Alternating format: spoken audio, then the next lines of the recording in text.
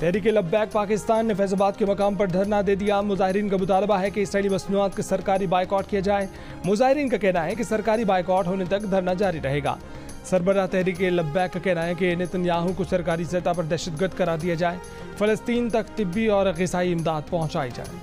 बिस्मिल्लाहिर्रहमानिर्रहीम। जियो न्यूज़ ने जो तहरीक-लब्बैक पाकिस्तान की ताज़ा तरीन और रात के आखिरी कवरेज की है, वो वाली वीडियो के शुरू में मैंने आप लोगों को दिखाई है।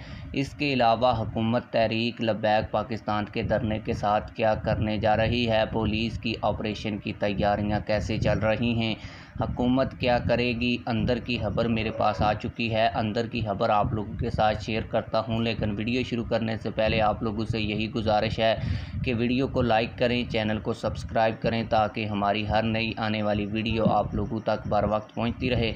तो आप लोगों को बताता चलूँ कि हुकूमत ने पुलिस को ऑपरेशन की तैयारियां करने का कह दिया है। पुलिस जो है तहरीक-लब्बैक पाकिस्तान के धरने के आसपास मौजूद है, वाटर कैनन लिए हुए। इसके अलावा जो ऑपरेशन करने के तमाम तर मामलात हैं वो पुलिस कर रही है। इसके अलावा हुकूमत तहरीक-लब्बैक पाकिस्तान के पास पहुंचेगी और तहरीक-लब्बैक पाकिस्तान को मुज़ाकरात के ज़रिए इंगेज करने की भी कोशिश करेगी और कोशिश करेगी कि तहरीक-लब्बैक पाकिस्तान के साथ एक माहिदा किया जाए, ताकि तहरीक-लब्बैक पाकिस्तान को यहाँ से उठा दिया जाए।